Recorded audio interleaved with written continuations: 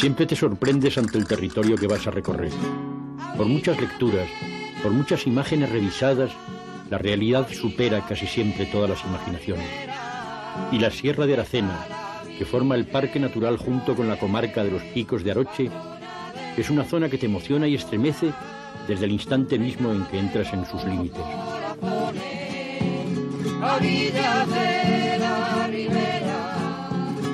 El parque crece en la lejanía abriendo horizontes que uno nunca esperaría encontrar entre los tópicos sobre Andalucía. Cuando llego, la primavera, que ha salido de un invierno suave y húmedo, aparece con una vegetación exuberante y la zona, que siempre tiene un buen índice de pluviosidad, surge más enriquecida que de costumbre. Entro en los límites de la sierra por la localidad de Santa Olalla de Cala, en el noreste del parque, y descendiendo me topo muy pronto con uno de los muchos y hermosos núcleos urbanos que, como grandes bandadas de pájaros, ponen un contrapunto luminoso frente al verde intenso de los contornos. El pueblo es Zufre. Aupado sobre una loma, a la manera defensiva de un centro medieval fortificado, se divisan desde sus altos las lejanas sierras y el embalse que lleva su mismo nombre, levantado sobre las aguas del río Huelva. Desde los dos supuestos pezones que sobresalen en el tejado de la barroca iglesia, que corresponden a sus bóvedas interiores, la perspectiva todavía resulta más definitiva y definitoria al tiempo que se admira la belleza de un trabajo delicado del ladrillo en la cubierta.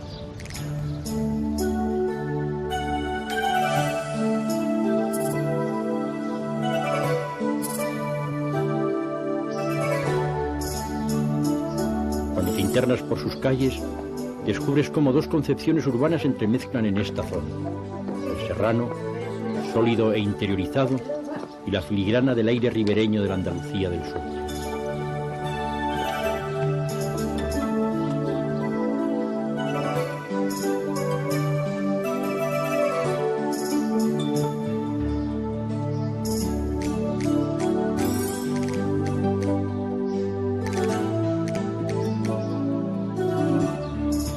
Ambos van a definir los planos urbanos de todos los pueblos y villas por los que vaya caminando.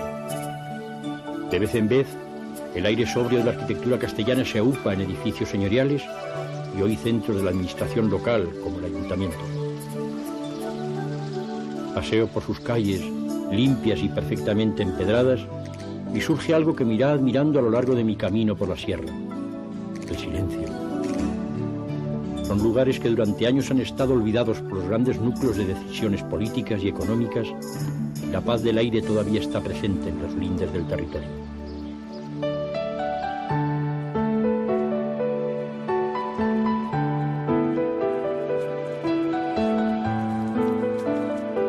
Bajo las encinas, por entre los alcornocales, por el silencio vegetal de los prados turgentes, camino con la sensación de estar andando por lugares donde la primavera pone todo su esplendor para que los hombres nos sintamos humildes caminantes de esta gloria que en el aire detenido, aplazado, construido por entre las ramas de los árboles, de esos árboles que como gigantes míticos se emplazan en la tierra.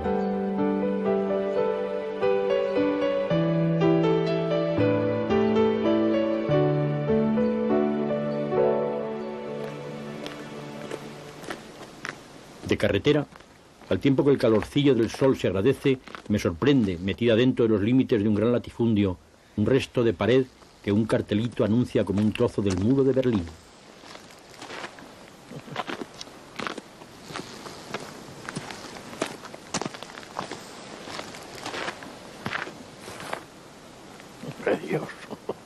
Dios, tío. Hay para todo y en todas las partes.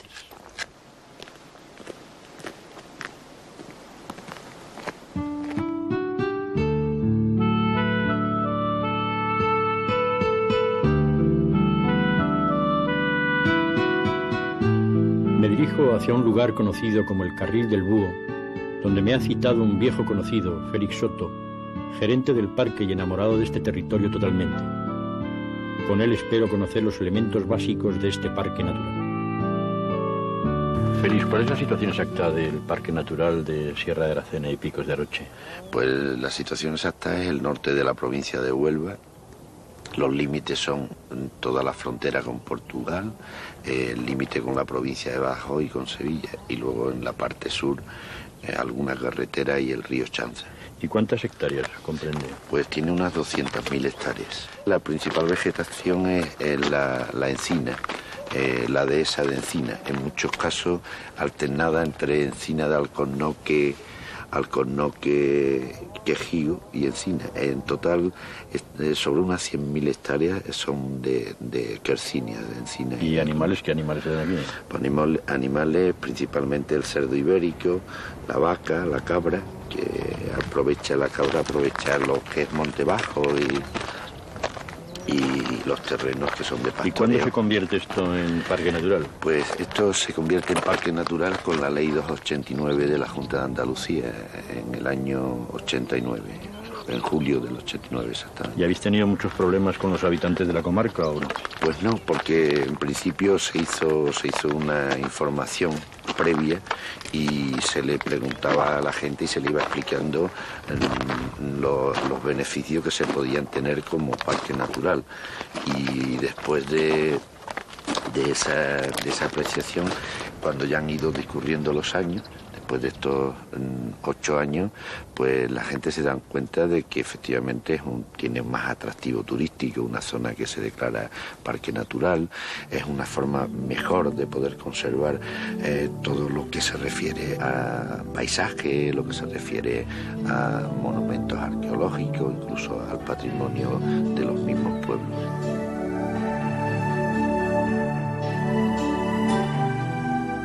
Luego, con la humildad del caminante, continúo internándome en la sierra para conocer todo lo que Félix me ha ido enumerando. Atravieso grandes encinares y alcornocales tan viejos algunos que ha habido que apuntalar sus ramas por temor a que se quebrasen. Son como flechas al cielo, hacia lo más alto del cielo.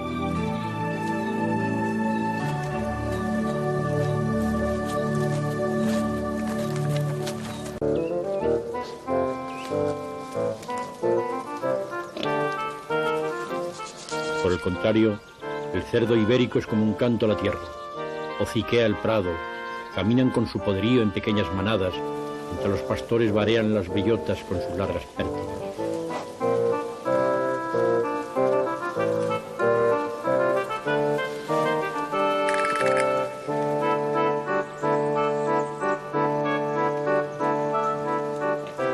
Camino con ellos, junto a ellos, no entre ellos, porque a veces los cerdos se cabrean, hociquean, te tiran un bocado y si te descuidas hasta te empiezan las piernas por los bajos, como le pasó a mi prima la irlandica, la de un pueblo de Huesca.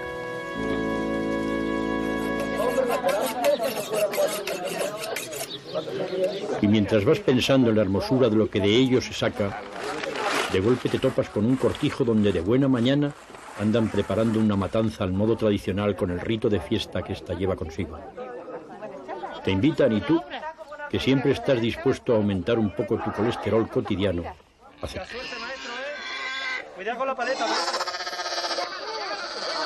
Y vas viendo los ritos y mientras escuchas el desgarrado gruñido de la muerte de la bestia piensas cómo este animal ha sido capaz de acabar con las hambres atávicas a través de una sabiduría popular capaz de recuperar hasta la última pieza del bicho para convertirlo en algo exquisitamente comestible.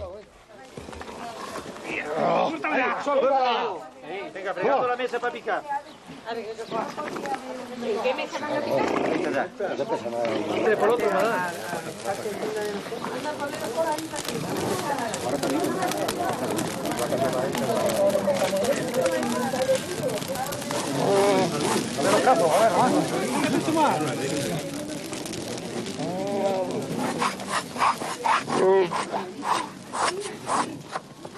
Como en casi toda España, el ritual de la muerte y el despiece es el mismo, con alguna leve variante. Se quema o se escalda para arrebatarle el pelo y luego el matarife.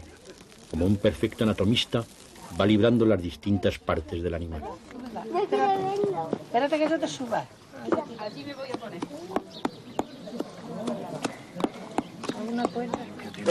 Ya está, esto ya está dura. Ahora la asadura. Ahí está en la pesa. Luego entra la mujer en acción para el trabajo de la chacinería doméstica. Los secretos de la mezcla de la sangre y de las especias se hereda y se guarda secretudamente.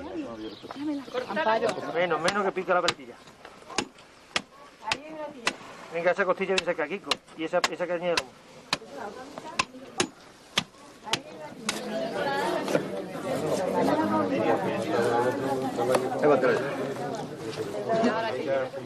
¿Y la lengua?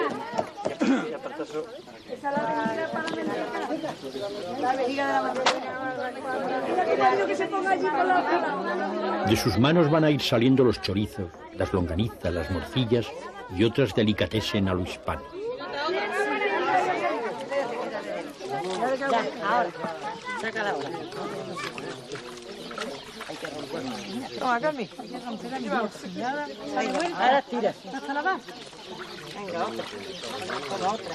María L de azúcar. Está bien, le echamos un poquito más de pimiento.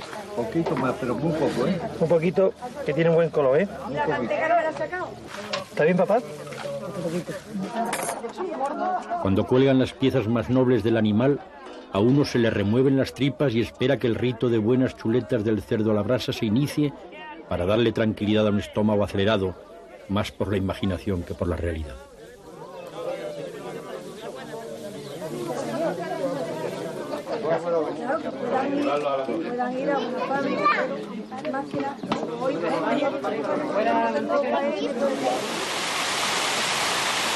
A orillas de los ricos regatos y de los barranquillos numerosos, la sierra se encontraba llena de molinos donde los campesinos molían sus pequeñas cosechas serranas. Hoy, apenas si alguno como este funciona, puesto en marcha sobre todo por amor a una memoria dura y no tan lejana.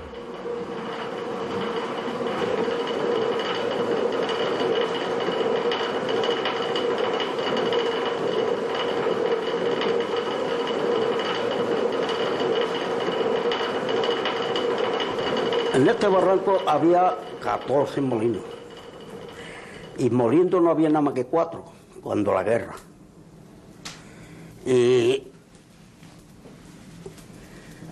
Y como era traspelo, en la guerra que teníamos las cartillas, todo lo que teníamos que comer, porque teníamos la cartilla de tabaco, teníamos la cartilla del pan, teníamos la cartilla de todo.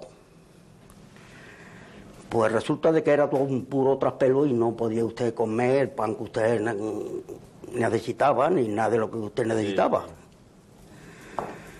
Y entonces empezaron a echar mano luego los molinos, a andar los demás. Porque venía gente de Extremadura, gente de ahí de Hinojales, de todas, por ahí, a moler a los molinos. Lo mismo aquí, que hay en la Fuente Rey, y en la Fuente Rey también hay 10 o 12 molinos. Y venían a moler, y los pobres muchos se tenían que ir sin poder moler. ¿Por qué? Porque había muchos atrás y no se le podía moler a todo el mundo porque no daban tiempo. ¿Y molían autorizados o cómo molían? Traspelo. ¿Y qué hacían? ¿Qué era eso? ¿Cómo hacían destraperlo? A ver, pues ahora mismo eso se montaba en molino, bajo de la responsabilidad de usted. Ahora, si venían los delegados, como venían algunas veces de Huelva, pues venían registrando molinos por molinos. Y entonces, y si a usted lo cogían harina o trigo o cualquier cosa, como eso no era legal, se lo quitaban todo lo que había y encima le aventaba una multa, por ejemplo, de 1000 pesetas o 1000 y pico. Que eso era mucho dinero entonces, ¿no? En aquello entonces eran más que hoy 1.000.000 de pesetas, 1000 pesetas. En aquello entonces. ¿Y la piedra la dejaban en el molino o no? La piedra la cogían y la sacaban. Ya estaba afuera, la sacaban ahí a la calle. ¿Y ustedes qué hacían, pues? Nosotros de noche cogíamos y la metíamos.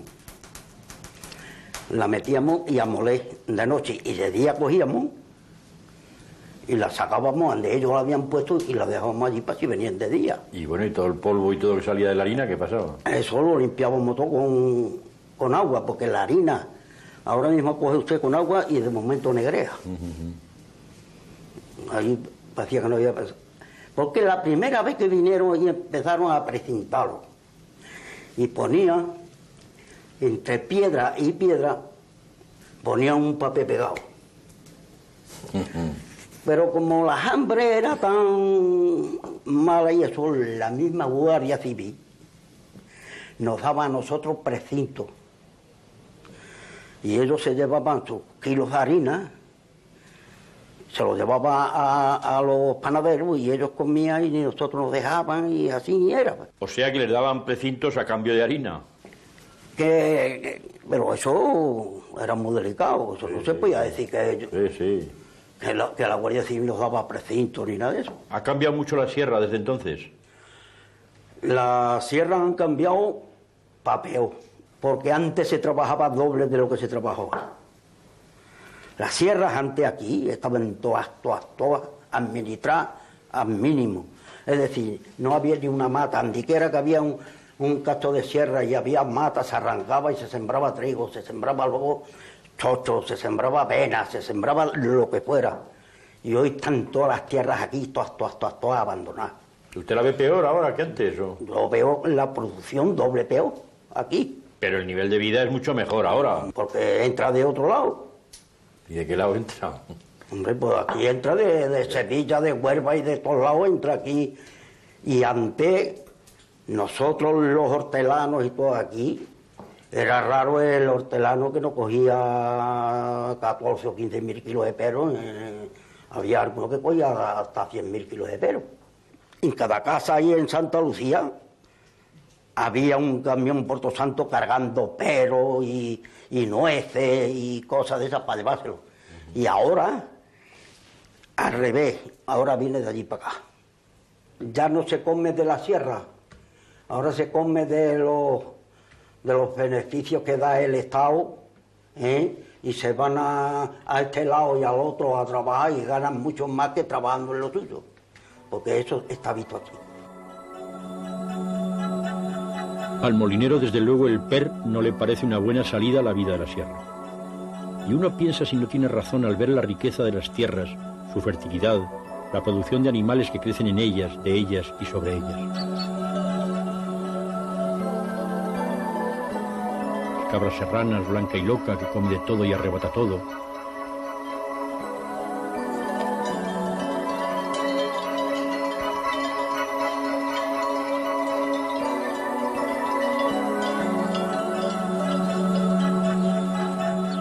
El ganado vacuno que pasta pacífico y el agua, ese valor a veces tan duro por lindes próximas, aquí surge a borbotones por muchos rincones.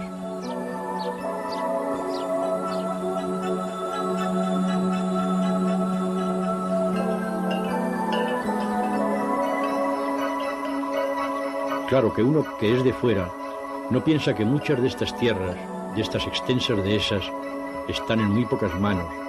De ahí que este territorio expulse a tantas gentes hacia afuera, como decía el molinero.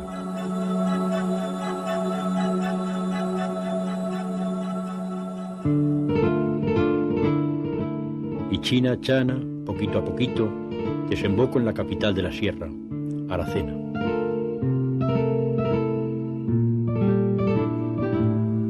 Para verla, para entenderla mejor, me aupo hasta el castillo que, como fortaleza, también fue defensa de este territorio.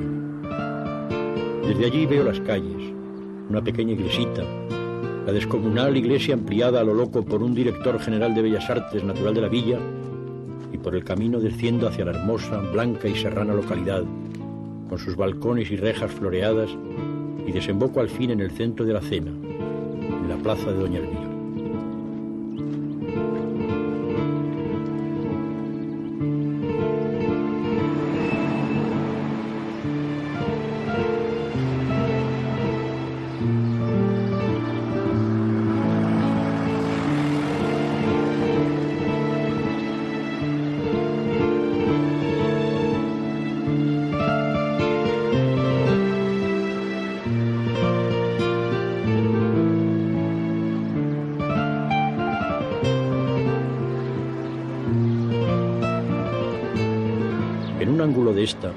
Un edificio modernista alberga un elegante y curioso casino y en su fachada, orgullosamente, campea uno de los nombres que más lustre ha dado a toda la comarca, Arias Montano, el extraño consejero del rey Felipe II. En todo el camino mucho hablar del cerdo y del jamón y yo sin catarlo. Hola. Hola, buenas. ¿Te gusta tomar? Pues mira, me das un platito de jamón, pero de ese de aquí de Huelva, de ese que decís que es muy bueno, de ese es verdad. Del bueno, ya verá usted cómo le gusta. Muy bien. ¿Y un vinito?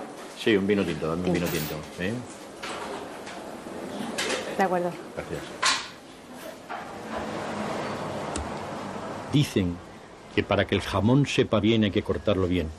El dueño del bar, un hombre joven, lo hace con la delicadeza de un buen artesano de su oficio. Va finamente sacando los filetes cortos, enhebrados al tocino suave que, al final del bocado, te deja siempre ese regusto difícilmente olvidado.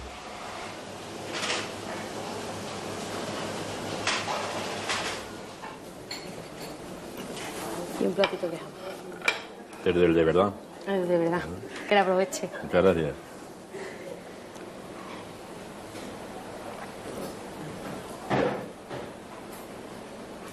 Cuando lo pruebo, todo el resumen de los miles de sabores encerrados en la apretada pierna del cochino me inunda la boca. Está tan exquisito que hasta estoy dispuesto a llorar de alegría por la muerte de aquel cerdo que fue capaz de criar semejantes magras.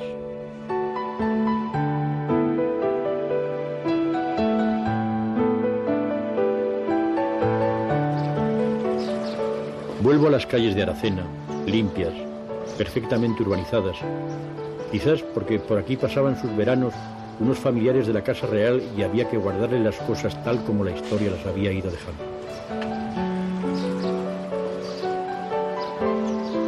Paso al lado de unos curiosos lavaderos públicos que en casi todos los pueblos de la sierra permanecen activos todavía.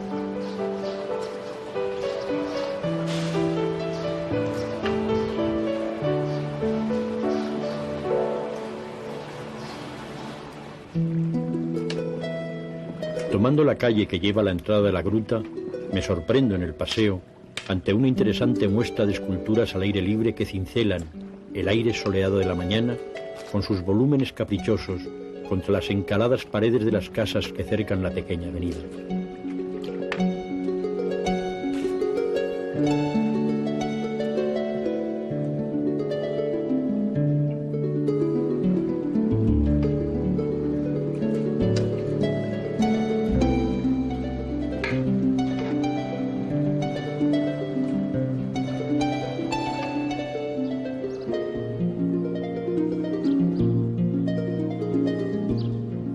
Luego, en una esquina, sobresale un cubo abierto como queriendo desmadejarlo y unos tubos encrespados o la lentitud de dos musas detenidas sobre el aire detenido.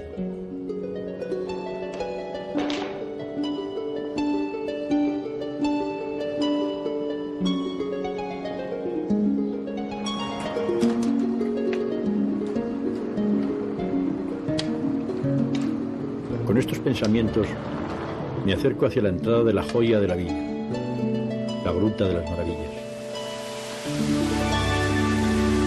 Fue descubierta en 1886, dicen, por un pastor. Tiene una longitud de 2.130 metros y son visitables 1.200.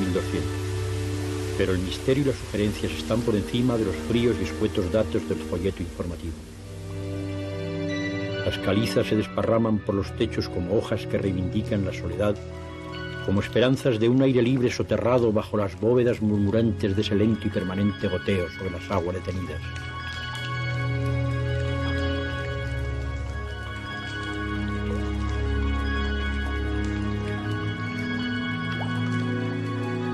El murmullo del silencio te ensimisma, te arrastra, te desvanece el recuerdo lejano del sol intentando abrir los cielos por los paisajes de afuera.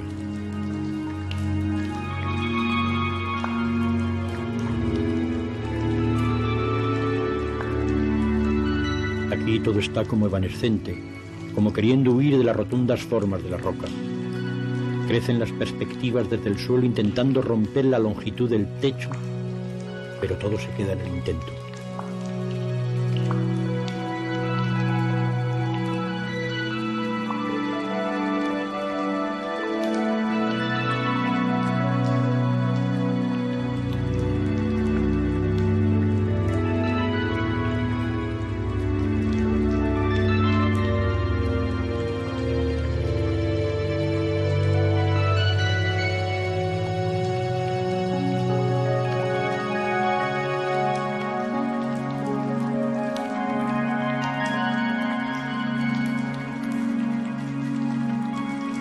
Crecen las sombras, los rincones, los murmullos, y las estalactitas se desparraman y se hunden.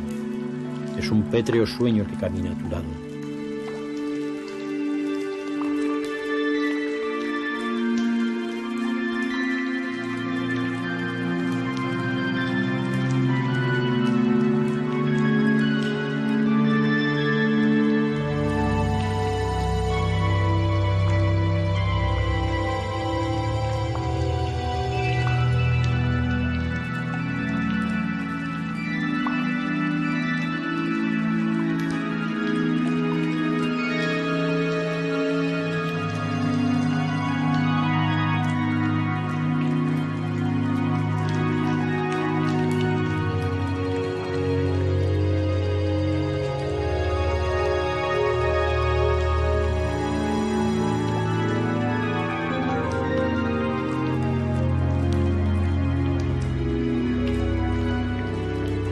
El humor erótico se reproduce fuerte en esa sala donde los penes y testículos se descuelgan desvergonzados para insoportable envidia de los pobres humanos.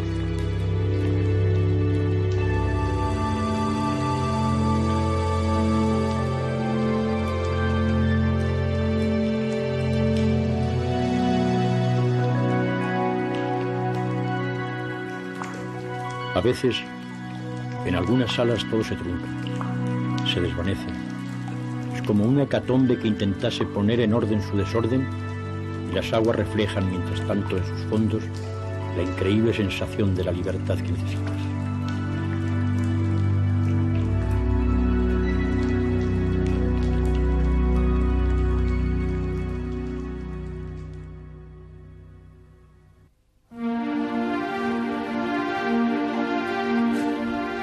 Camino entre castañares desnudos y sus ramas ponen contra el aire como un grito continuo. Son otra de esas riquezas existentes en esta zona.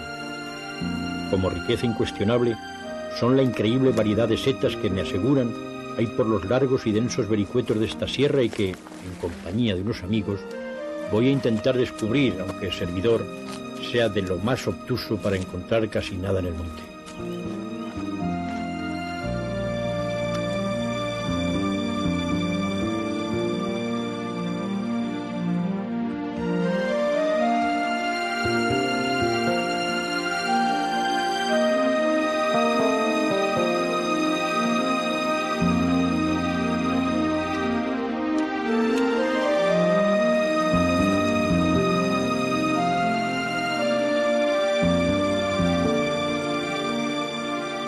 Es la hora en que el sol se levanta y pronto encuentro a las gentes de la Asociación Micológica de Aracena.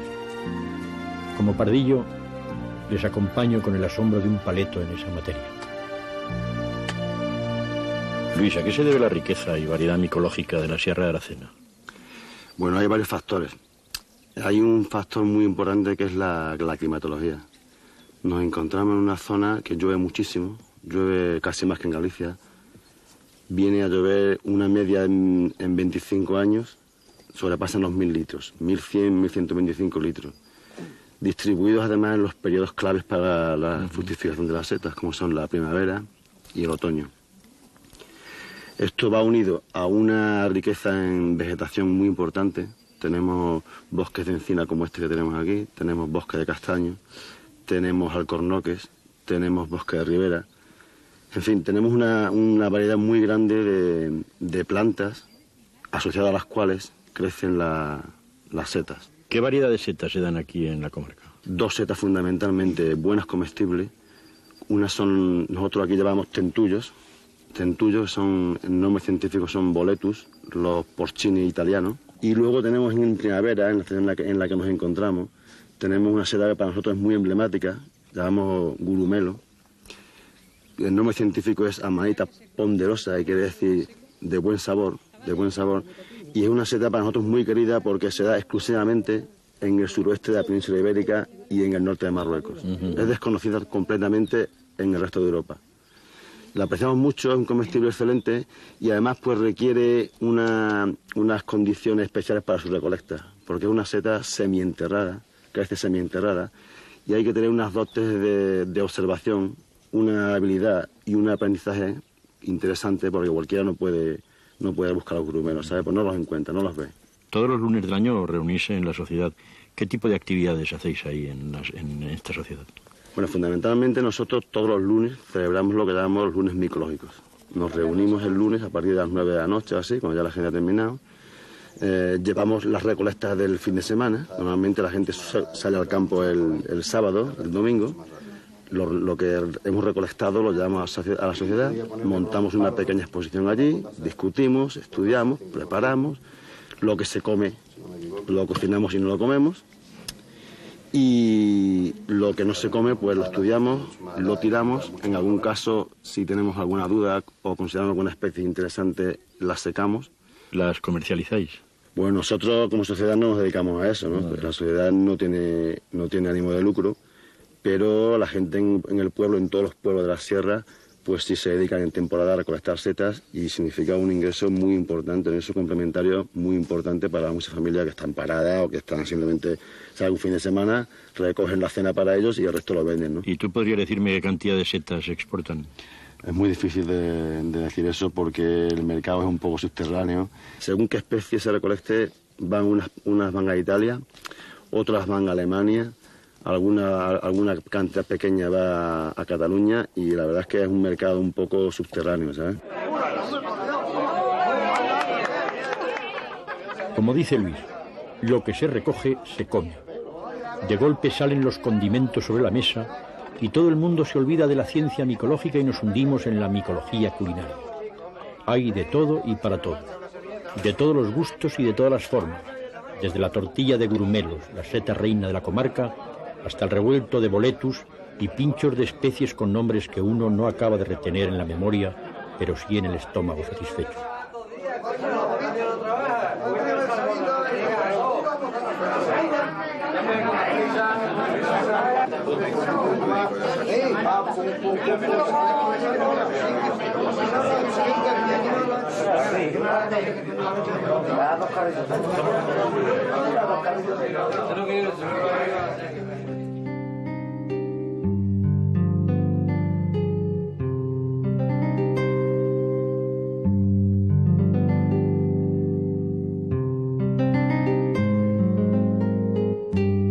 Vuelvo al camino, llego a uno de esos pueblitos que de no verlo, de no pisarlo, de no recorrerlo por ti mismo, podrías llegar a pensar que te andaban vendiendo una fábula. Es Linares de la Sierra.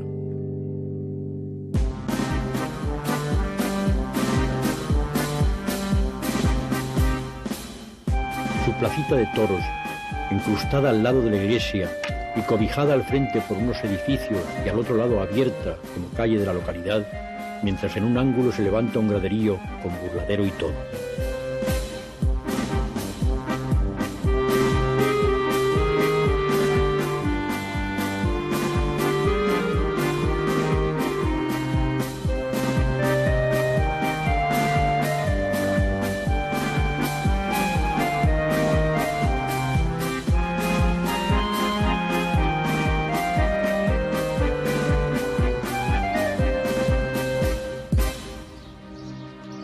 Paseo por sus calles, perfectamente empedradas con cantonicos menudos, con sus como alfombras decorando las antepuertas de las casas y que por aquí llaman los llanos, variopintos, ingenuos, elegantes.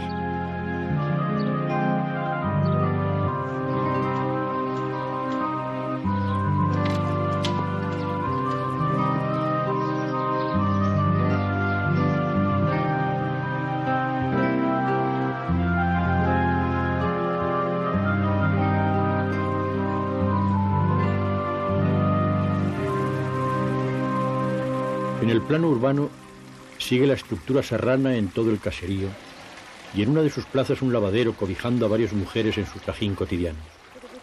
Ellas siguen acudiendo aquí porque, como algunas les dijeron los alcaldes cuando les llevaron el agua corriente a las casas, vosotros lo que queréis es que no salgamos de casa. Y salen. Vaya si salen.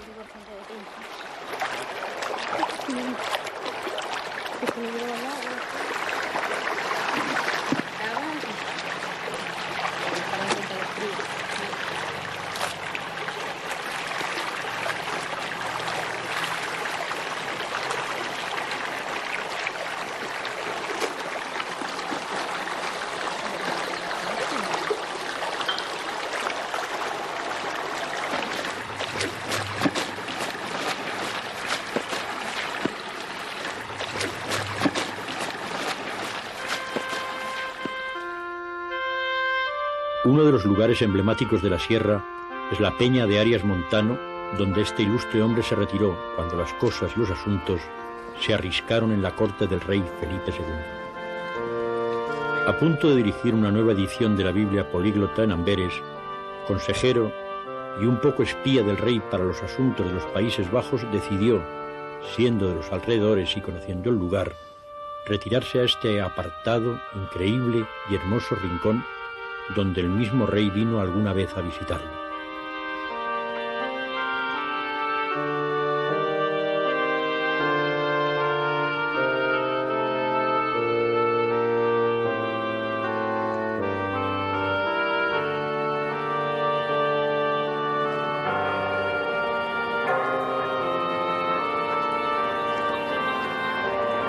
Desde la plataforma en que se encuentra la peña, la sierra se divisa con una hermosa perspectiva. Los lejanos y próximos montes, el pueblo de Alajar a tus pies y la caída del sol hacia un poniente limpio y lejano.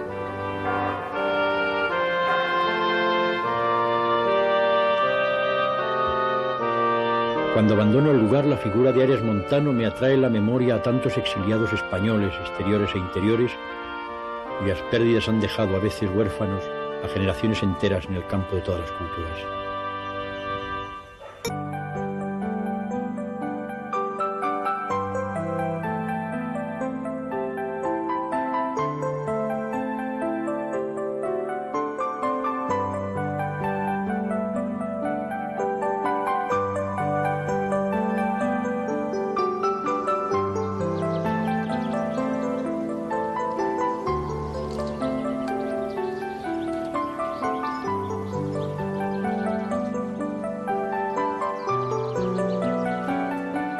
Otra de las fuentes de riqueza de la comarca es el corcho, arrancado los grandes y extensos alcornocales.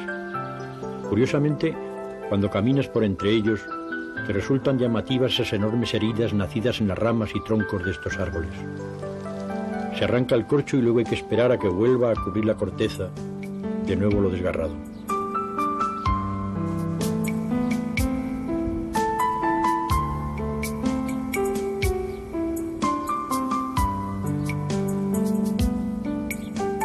Como en otros lugares del país, aquí solo se produce la materia prima.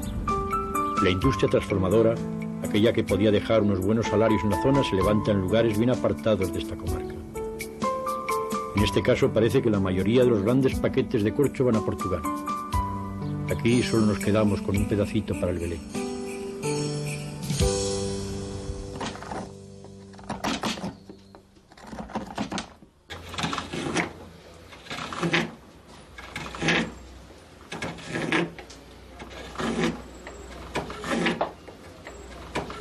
La gran riqueza maderera de la zona, alcornoques, encinas, quejigos, castaños y olivos, han creado en la sierra un gran hábito a trabajar la madera.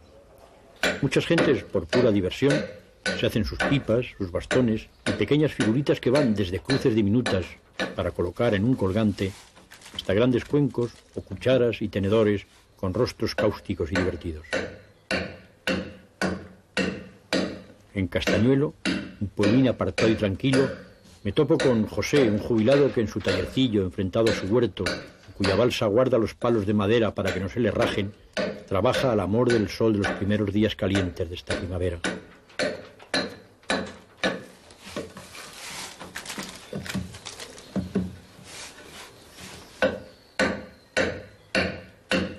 Con una habilidad y destreza enorme saca formas útiles, divertidas e imaginativas.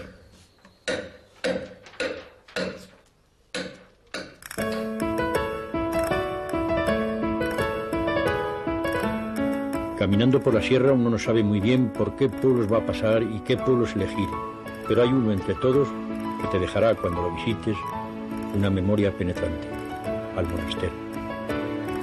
Perseguido por un castillo, una iglesia y una plaza de toros, el caserío se desparrama por las laderas y sus calles, sus casas y sus plazas mezclan la blancura encalada de la Andalucía sureña y la sobriedad y altivez de las casas serranas.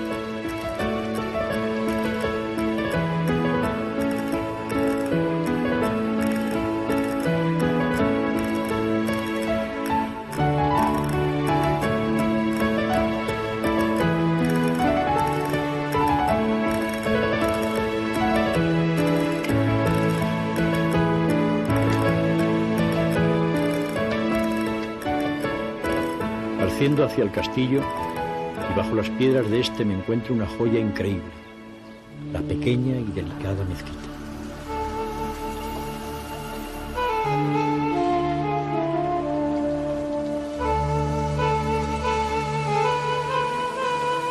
Esta obra es un increíble milagro de lo justo, de lo humilde, transformado en arte, de la perspectiva exacta dispuesta para el gozo del creyente.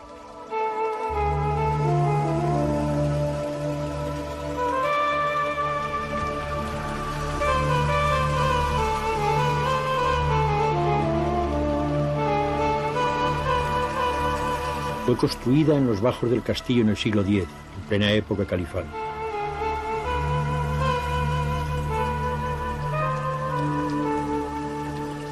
Cuando la recorro, cuando la atravieso, compruebo que en su factura se fueron aprovechando todos los posibles elementos recuperados de los romanos y los visigodos para recomponer los capiteles, y a pesar de esa aparente distorsión de elementos, el conjunto resulta de una factura tan sobria que su belleza estremece.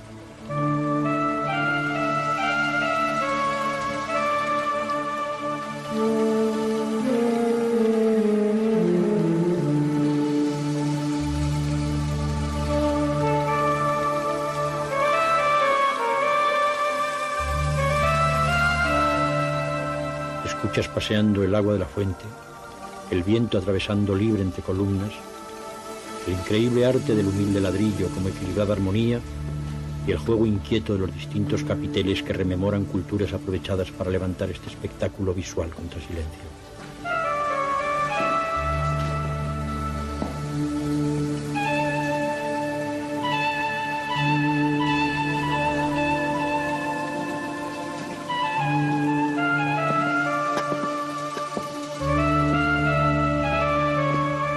Fuera, al aire, me recupero y salgo de una profunda ensoñación.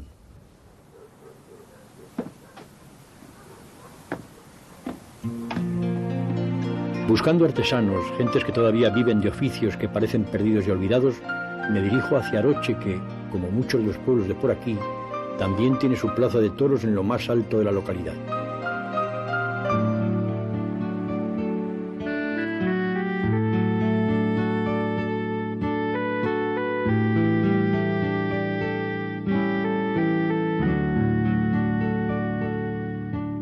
En uno de estos pequeños paseos vive Luis, de oficio guarnicionero, artesano del cuero y creador de increíbles piezas que van desde el sencillo cinturón hasta los zajones y monturas para caballistas y caballos.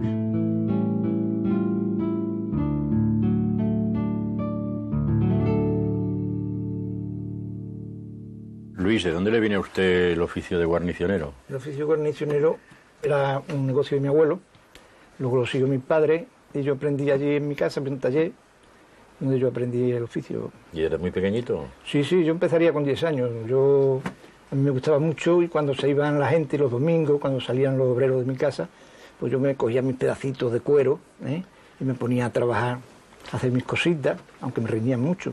Porque entonces valía, aunque no valía nada, pues valía un kilo de cuero 6 pesetas, era lo que valía entonces. Pero resulta que te peleaba mucho porque todo se aprovechaba, los trocitos más por insignificantes que fueran, los compraban para las fábricas de cartón para hacer las orejas de los caballos de cartón. ¿Y le gustaba más el oficio que estudiar o qué? A mí me gustaba más el oficio. Lo alternaba con la escuela, entonces pues nosotros teníamos un maestro en casa, que iba a casa, nos daba clase en casa, porque no existían los grupos escolares como ahora, las escuelas estas públicas. Cuando se iba, pues eso eran 2 horas. A las 2 horas pues yo entraba a trabajar, yo me gustaba mucho trabajar. ¿Y quién le aficionaba realmente? ¿Su padre, el abuelo? Mi abuelo. ¿El abuelo? Mi abuelo siempre. ¿Y era bueno el oficio de guarnicionero? Sí, ha sido bueno. Cuando mi padre, o sea, cuando mi abuelo empezó, los 2 oficios que había mejores eran el de sombrerero o guarnicionero. Entonces mi padre mandó a mi tío, un hermano de mi padre, que murió en un accidente, lo mandó a Barber del Camino a aprender el oficio, que nosotros no viene de ahí, de Barber del Camino, que hoy, por cierto, ya no hay guarnicioneros hace ya mucho tiempo. ¿Cuántos guarnicioneros quedan ahora en Andalucía? Pues guarnicionero muy poco, 6 o 7 creo, por la parte esta de por aquí. ¿Y cuál es la salida ahora del guarnicionero? La romería. La romería. Sí. ¿Y qué hacen en las romerías? Las romerías se montan a caballo, o sea, hay una una fiesta muy buena, lo mismo que el Rocío, solo un pequeñito. Aquí empieza en Santa Bárbara, en esta zona empieza en Santa Bárbara el Domingo de Resurrección y ya termina la romería en Alaja el 8 de septiembre. Y usted venga a hacer... Venga a trabajar, no hay otro por aquí. ¿Y cuál es el trabajo fundamental que hace ahora? ¿La silla de montar? Sí, la silla de montar, el zahón, o sea que ya las cosas de labranza y eso que se hacía antes mucho, que era con lo que yo vine aquí, empecé aquí, porque entonces se hacía una montura cada 2 o 3 años. Yo hice el primer año que vine aquí, luego me tiré 5 o 6 años sin hacer ninguna. Y ahora, sin embargo, te y ahora sí, eso sí, todo, viene mucho trabajo de fuera, como no hay nadie por aquí, pues viene mucho trabajo de fuera, sí. ¿Y la guarnicionería funciona por Europa o solamente queda ya en España? No, sí, además en Francia, yo tengo un hermano en Francia, que los hijos han salido, eran peritos nucleares, han salido de la profesión que tenían porque era peligrosa y están instalados hoy. Y además con una particularidad, de que quieren las cosas españolas, o sea que allí se está haciendo, ahora se ha llevado una montura vaquera para deshacerla y empezar a hacerla, porque el padre es guarnicionero, como el hermano mío que es, y ellos van a hacer ahora la silla vaquera porque las piden allí. Y el caballo español también. Sí. Lo contrario que ocurre aquí. ¿Ah, sí? ¿Aquí qué pasa? Aquí en toda plena sierra, porque se está en una influencia inglesa tremenda. ¿Ah, sí? Sí, aquí se está aprendiendo. Aquí mismo en Aroche, o sea, hay una escuela de equitación que están enseñando a montar inglés. Cosa que, vamos, eso es insoportable. No es admisible, hombre, ¿no? Es la influencia del whisky, ¿no? Será de eso. Sí. Bueno, ¿y usted qué aconsejaría a la gente joven, así que está un poco sin perspectiva? ¿Usted cree que este oficio tendría perspectiva Sí, claro. La artesanía por todas partes se está pagando. Ahora mismo se está pagando. La gente ya está convencida. Aquí hay una señora en Fuenterido.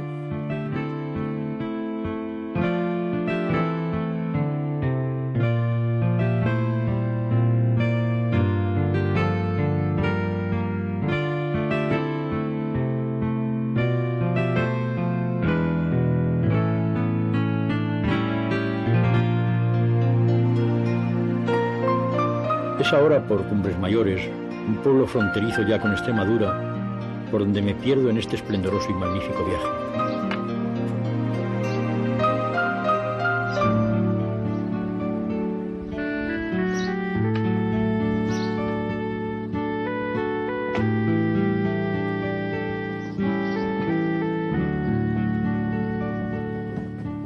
Paseo por su interior a esa hora sagrada y silenciosa de la siesta, las pinas, largas y limpias calles que ascienden hacia la plaza donde se encuentra la iglesia y el castillo permanecen desiertas. Apenas algún rumor o cuchicheo sale de los interiores y ni los niños se escuchan desde las escuelas próximas.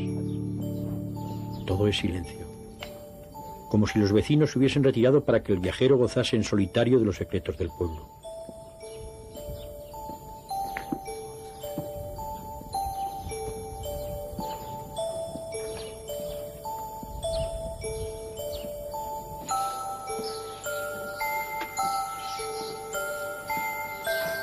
Y uno de los divertidos y magníficos secretos de Cumbres Mayores es que en lo alto de la localidad, casi pared con la iglesia, aparece el castillo, duramente fortificado, y en su interior, en lo que un día pudo ser el patio de armas enorme y desolado, hoy hay un campo reglamentario de fútbol.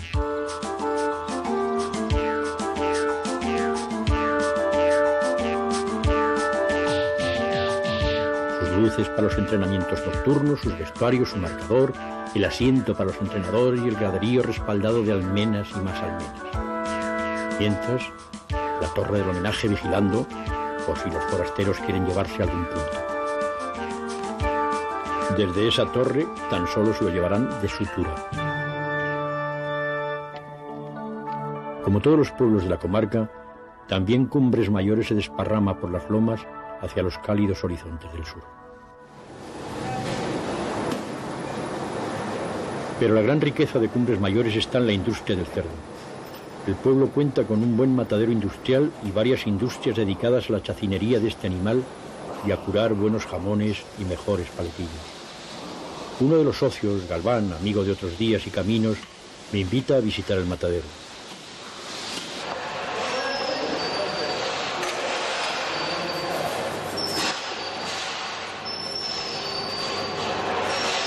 A uno, viendo lo que ve, la sangría, la violencia heladora de la muerte, el vértigo de los animales colgados, destrozados, abiertos en canal y desguazados en menos que canta un gallo, Le entran ciertos remordimientos y hasta un pelín de repulsa.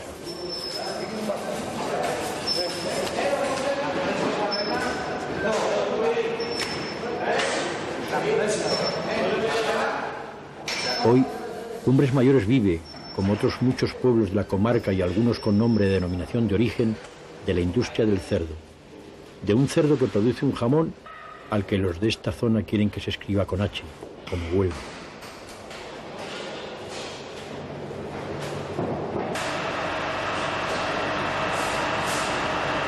Visto los jamones, los lomos, las paletillas, tendido todo a lo largo de las cintas transportadoras y transformados luego en chorizos, las carnes trituradas en lomos embuchados y finalmente en jamones curados, a uno se le olvidan pronto todas las violencias y rememora el sabor exquisito de las buenas lonchas del jamón de esta tierra.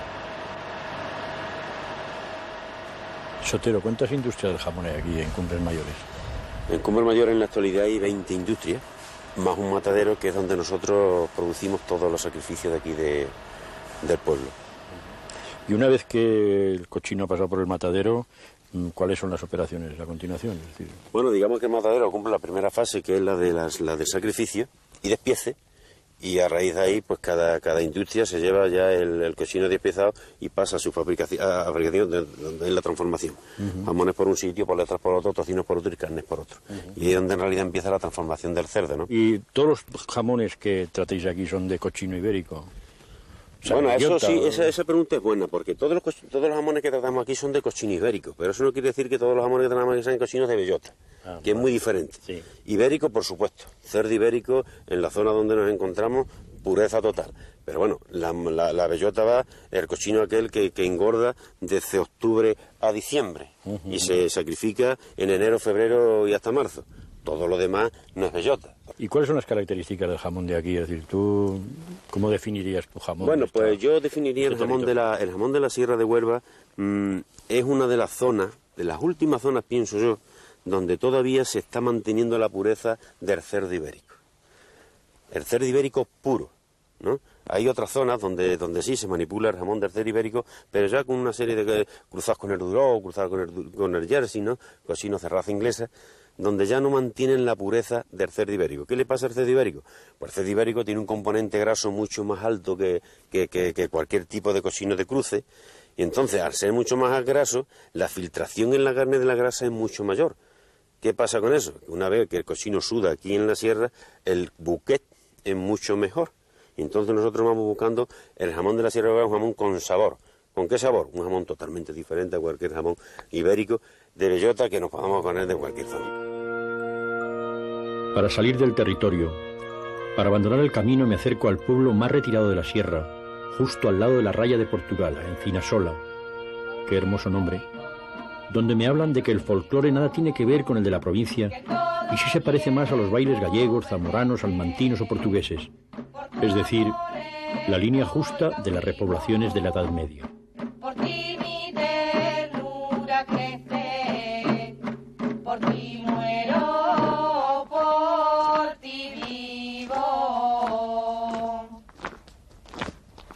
Al pandero y al aro, el amor de la niña, el amor de la niña, firme y callado. Amor, si me has de olvidar, desengáñame primero, sujetará mi querer. Ahora que tiene remedio, amor, si me has de olvidar. Pandero, mi pandero, ¿quién te tocará? De noche con la luna, de noche con la luna, y aunque en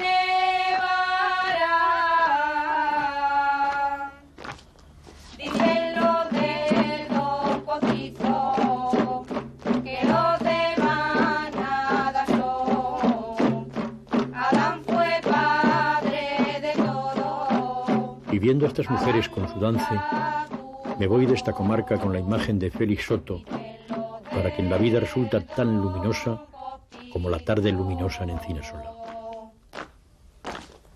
Al pan